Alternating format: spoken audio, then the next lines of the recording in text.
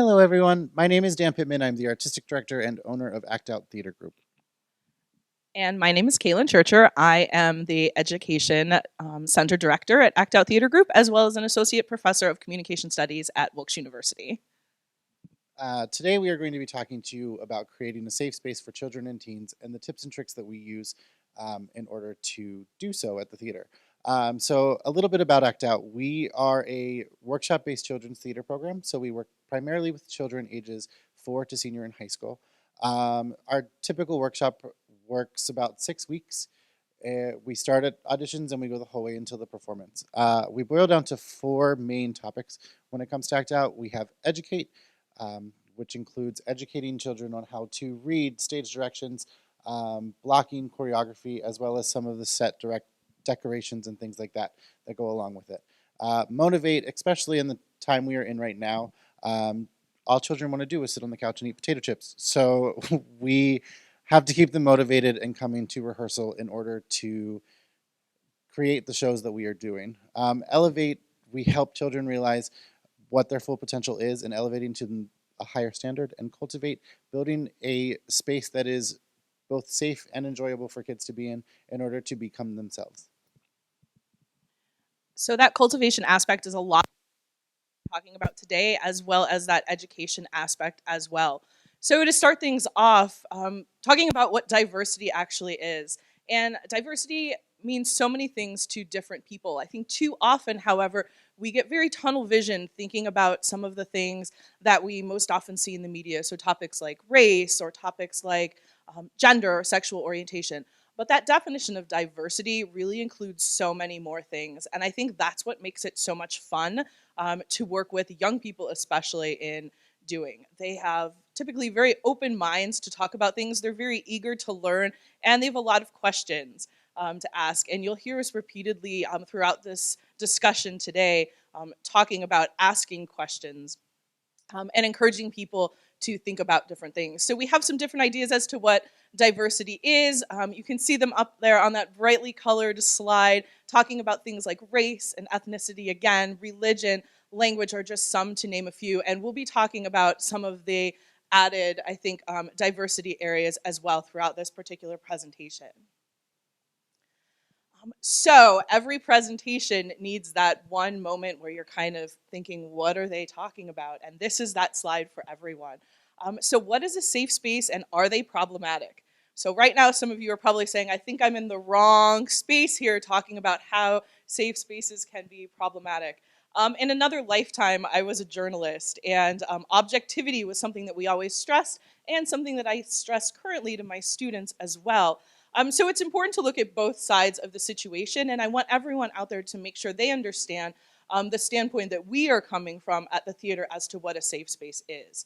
So just like everything, there are proponents and opponents to safe spaces. That opposing side and what this slide is all about, talking about if it's problematic or not. Opponents to safe spaces often say that they encourage that idea of groupthink, where the loudest or the squeakiest wheel is what gets all of the attention. No one's really thinking for themselves. They're just going with that very charismatic leader. Opponents also say that safe spaces may curtail free speech.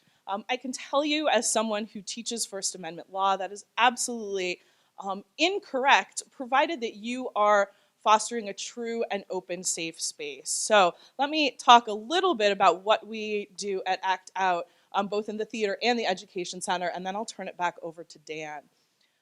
So we've created this definition of a safe space. It's nothing particularly new, but our safe space is an environment that encourages respect and support for individuals where they can express themselves and engage in conversations. And that engage in conversations is so important when we're talking about the term diversity. We don't want to curtail free speech whatsoever, but instead of telling someone simply, you can't say that, we want to explain why that perhaps shouldn't be said, or at the very least, and perhaps even more important, why you should think about whether or not that term that you use should be said or that phrase that you use should be said. We want to encourage a safe space where mistakes are okay to make.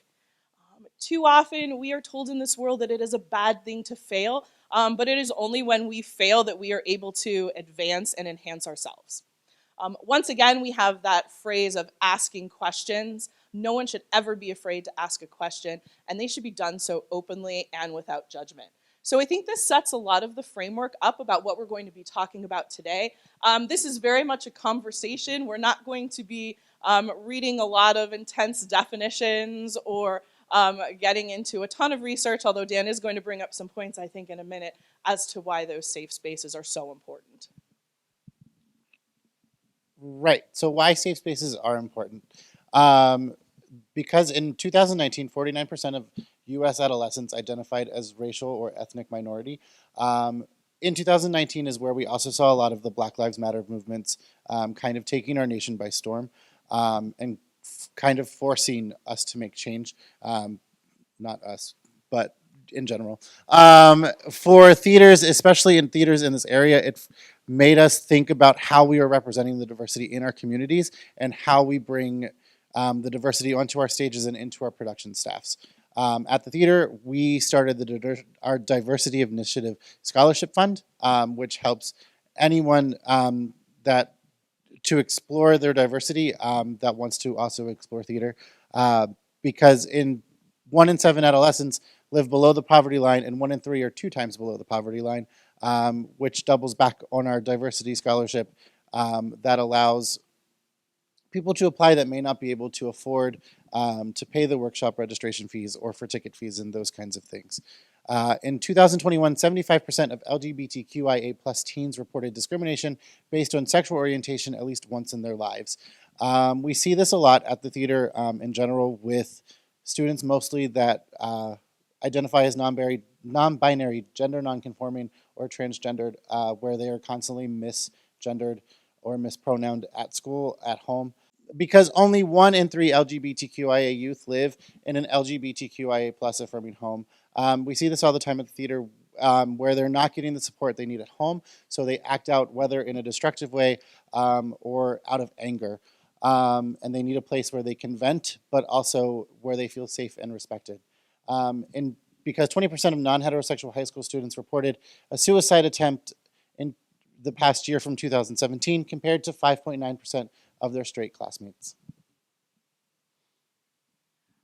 And these are only some of the reasons that it's important for us to have these discussions with the children and the teenagers that we're able to work with. However, in addition to those children and teenagers, as Dan kind of briefly touched on, we also have the privilege of working with their parents as well. And it allows us to, often at their prompting, to be able to provide them with a bit of an education. Because I think a lot of times what we may mistake as ignorance or not caring is simply not understanding and not getting what someone may be going through or something that is just new to us. So again, it's so important to ask those questions.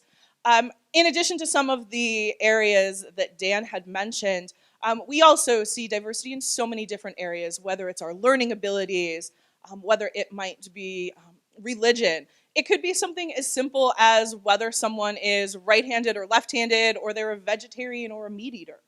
These are all things that are little ways that we can kind of talk about diversity in different ways and introduce it and really celebrate it with our students and teens and kiddos that we get to work with. So theater as a safe space. I'm very fortunate that I get to kind of combine two of my loves, and that is teaching particularly mass media and communication studies, as well as theater. And in both mass media and in theater, we see that those venues serve as an escape mechanisms for individuals. So it is a time and an opportunity for us to kind of forget everything that may have happened that's bad in the day. Students may come to the theater, they had a rough day at school, they didn't do so well on their geometry exam, whatever the situation may be, that they can literally leave that baggage at the door, come in and become someone else. And I think this is why theater and, quite frankly, the arts in general are such a great place to talk about diversity. Here we're in a space where you are encouraged to become someone else, to explore different personalities, to explore different characters, to explore different feelings, and do so without the judgment of anyone else. So that's really what we foster at the theater, but that's also something that can be really fostered in any sort of business. Quite frankly, it doesn't take a lot of time to do that. It's simply a venue or a safe location or conversation that says, hey, it's okay to be you here, and if you want to try something else and try something different, go right ahead, and that's okay. Which brings us to gender neutrality. So, what we're talking about is most businesses and theaters have gender specific bathrooms, whether it be male or female. In theaters, we also have gender specific dressing rooms, male or female. So, it's creating those spaces where those that necessarily don't fit into that binary have somewhere to go where they feel safe and protected. So, it's for example, our bathroom has a sign on it with a mermaid that says "Just wash your hands."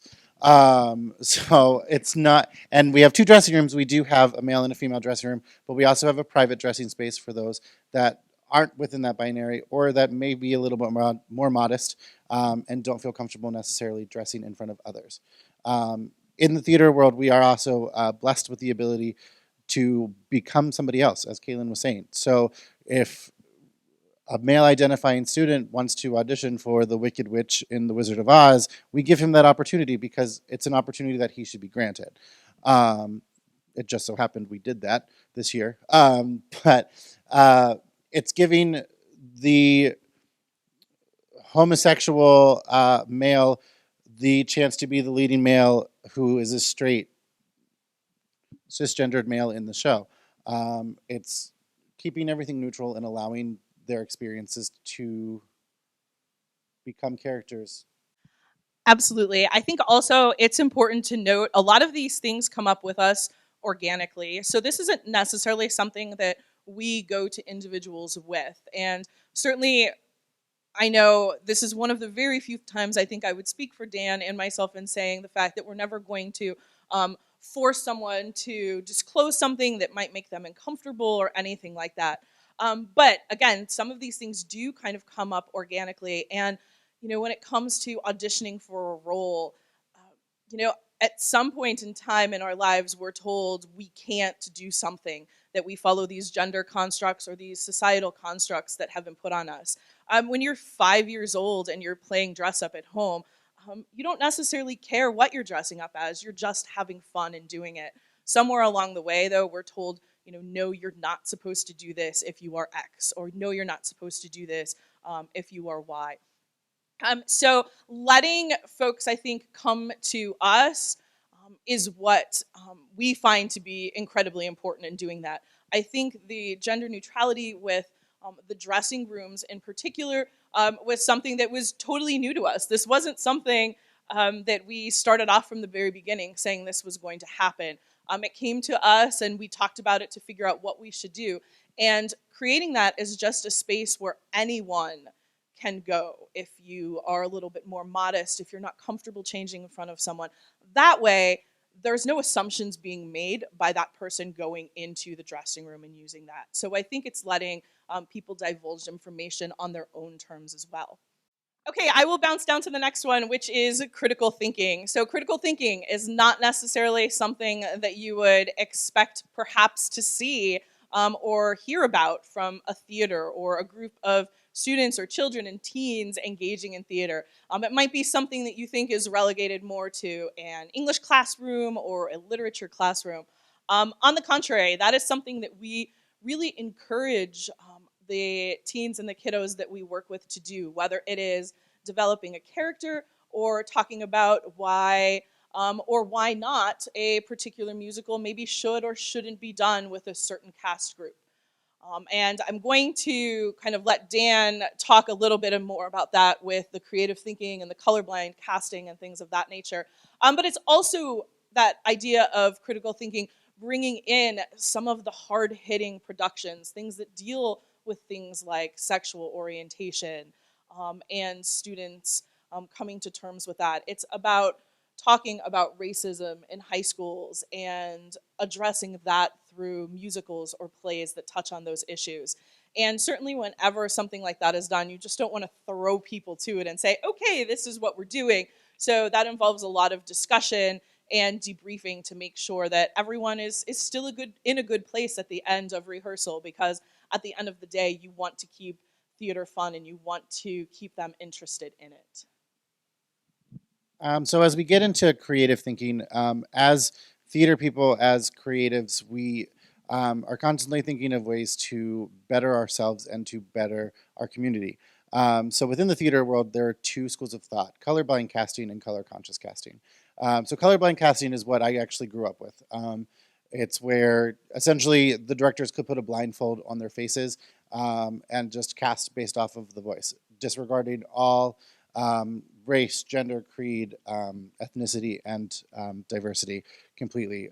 So it's kind of problematic in that sense. Whereas color conscious casting, you are celebrating those differences. So if someone comes in with pink hair, how that affects the show, or if you have, for us, for example, we had a black girl playing Dorothy, how that affects the character of Dorothy and how her life experiences and Dorothy's life experiences parallel or sometimes contrast, and what that truly brings to the story itself. Which leads us then to teamwork. As a team, you need to kind of form the ideas around how that changes the production, how that changes how people may interact with different characters, and what changes within the production itself. Yeah, absolutely. It's so important for everyone to realize that you are all working toward a common goal. It's very much like how an athlete would perceive practices for a particular game. If you go out there as one individual, only kind of thinking about yourself, the end product, in the case of a game, the who wins or who loses, ultimately is impacted. Same thing holds true for a theater production. There's a reason it's called a theater family. You grow close to one another and you support one another, so that that final product is much worth so much more than just the individual parts on their own. Which leads us to respect. So for us at the theater, and for my kind of mantra as I live by, respect kind of comes in three different forms. So the first form is respecting each other. Pretty self-explanatory. We respect each other with the respect that we expect to get back from people. So it's the way you talk to someone is how you expect someone to talk back to you. Respecting yourself, not using self-deprecating language, not beating ourselves up if we're not doing something perfectly the first time, because nobody is perfect. And for us at the theater, it's respecting the theater, which is also twofold, where it's respecting the safe space that we are trying to build at the theater, but also respecting uh, the theater itself. So it's not throwing your garbage on the floor. It's not being destructive within the building, but being respectful of the space that we have in order to keep it a safe space.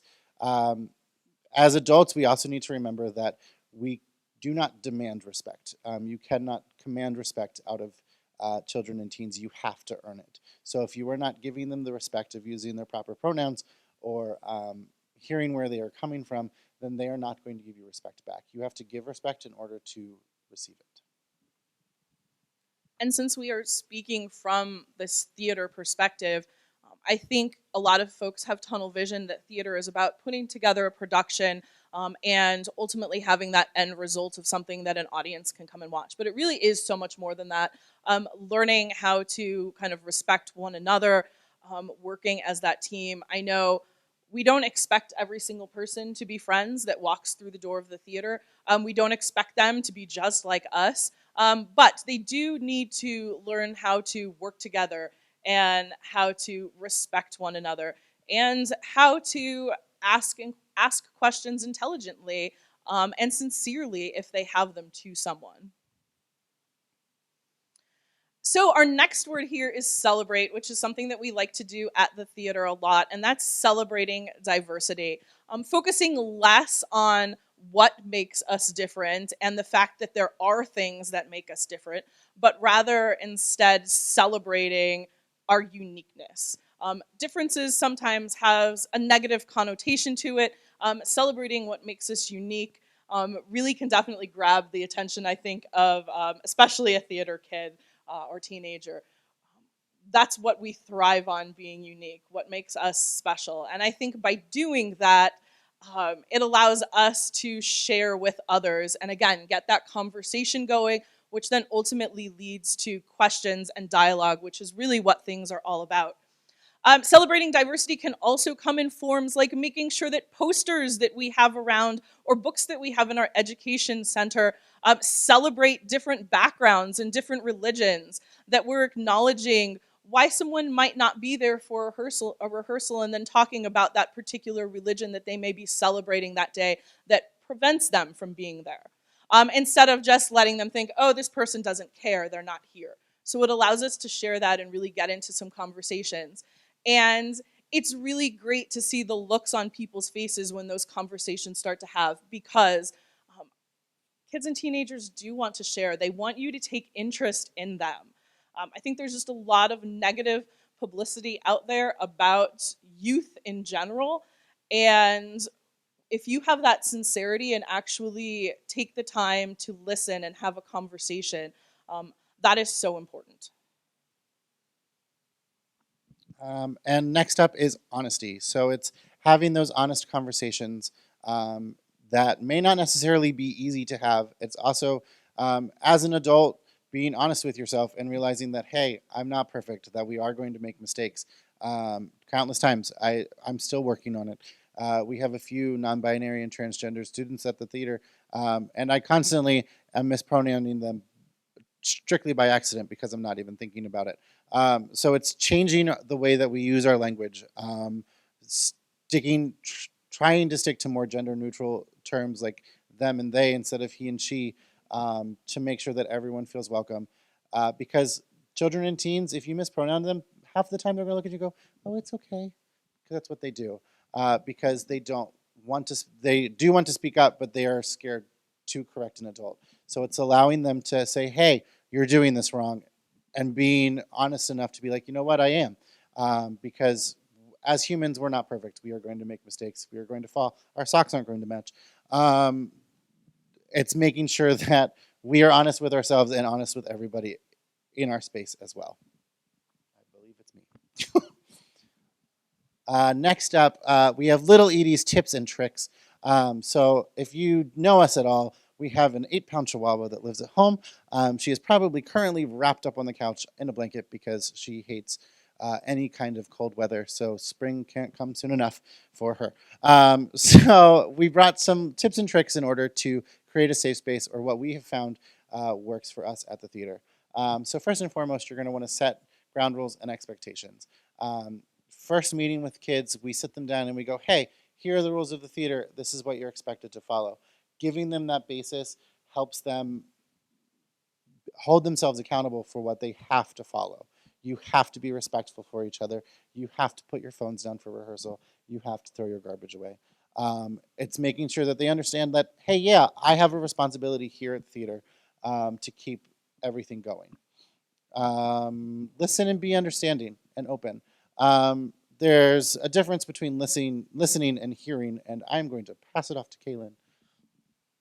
Absolutely. Too often than not, we tell people that we are listening to what they are saying, when in reality, we maybe are just hearing them. And there's a difference between those two words, and it's a very important difference. When we're talking about hearing, we are simply talking about, the biological and scientific process of those sound waves going in your ear. And remember, I'm a communications person, not a biology, so we're going to stop right there at that description. But we're talking much more biological and scientific as opposed to listening, that involves empathy and critical thinking and understanding and sincerity. And those are what are so important, and those are what people are craving. Not just children, not just teens, but adults, and probably every single person that is listening out there. Hopefully, you're listening anyway. Um, you want to be heard. You want your voice to be considered. You want your words to have value. And that is so important. And I think if we focused a little bit more on that at the level of kiddos and teens that we see, maybe we wouldn't have quite as many issues when we become older in life and tend to disregard things. So listening and being sincere about it. People know if you're being sincere.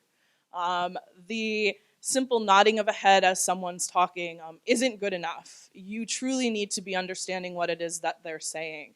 And sometimes that's all a person needs. Sometimes it's just been a rough day at school, a rough walk home, a rough ride on the bus.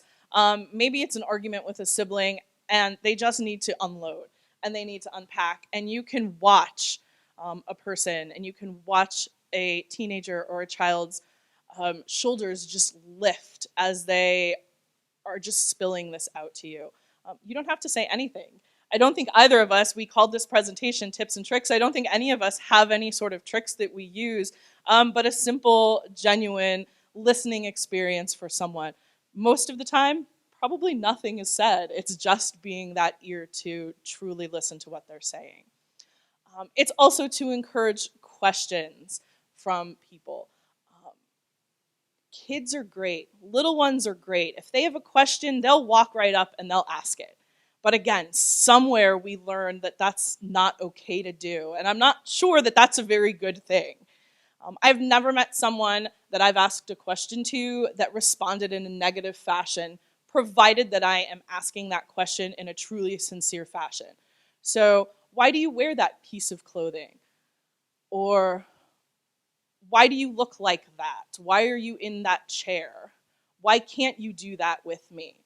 If those are truly sincere, it offers such a great opportunity to have dialogue going. And again, that's what we crave, to tell a little bit about ourselves.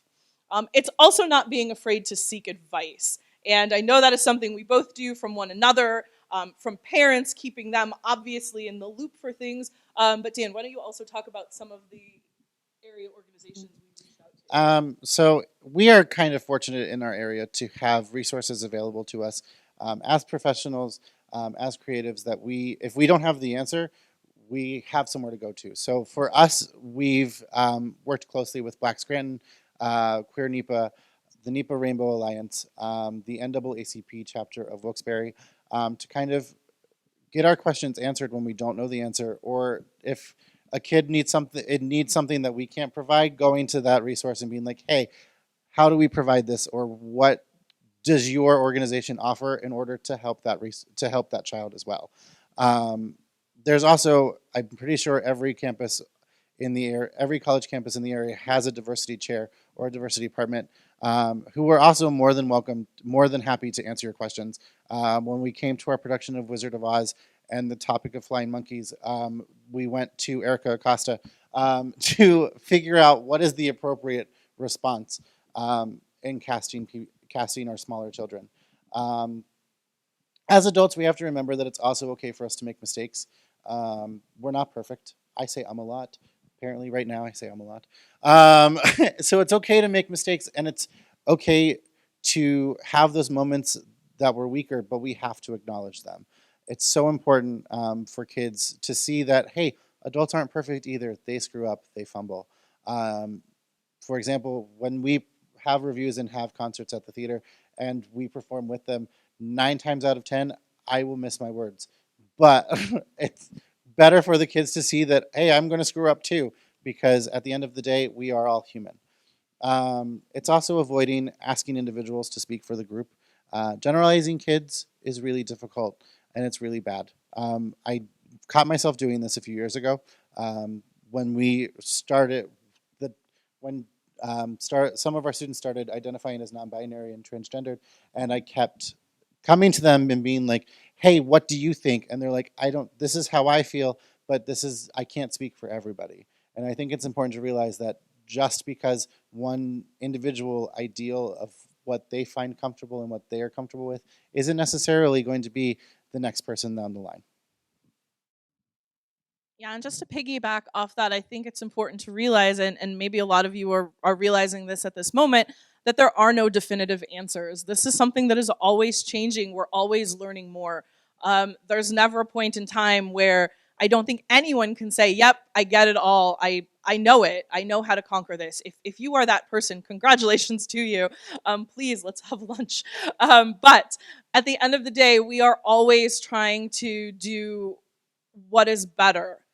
How can we improve on what we do? We did this okay this time, but how can we make it better next time?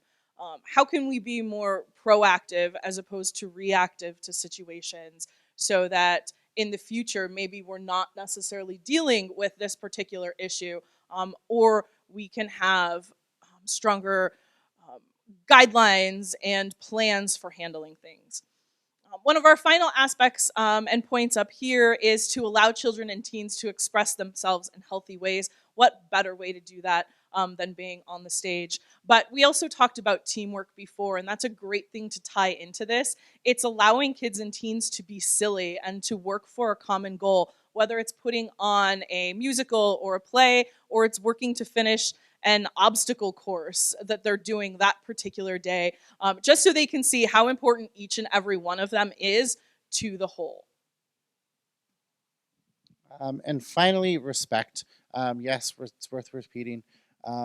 Specifically, adults, we see it time and time again with parents, with individuals that are dropping kids off, where they're expecting their child to be respectful to them, and the child isn't giving them the respect, but it's also because they're not getting any back in return. If you push too hard and you're being disrespectful to a child, you cannot expect them to treat you with respect in return. Um, so keep keep it respectful. Disrespect doesn't fly. If you're being disrespectful, own up to it. It's the best advice that I could probably offer. And finally, have fun. If you're not having fun, um, change it up. Try something new. Um, yes, life can get stressful, and yes, I understand that there's a lot going on in the world, and there's a lot that you have to be in mind of and keep in mind when it comes to children and teens. But realize that they're also sensitive souls. So if you're not having fun, they're going to go into themselves. So it's and you'll see the difference. You'll see the difference between how the shoulders are being held. You'll see the difference between the smile on their faces when they're having fun and when they're trying to fake it. So have fun. Thank you.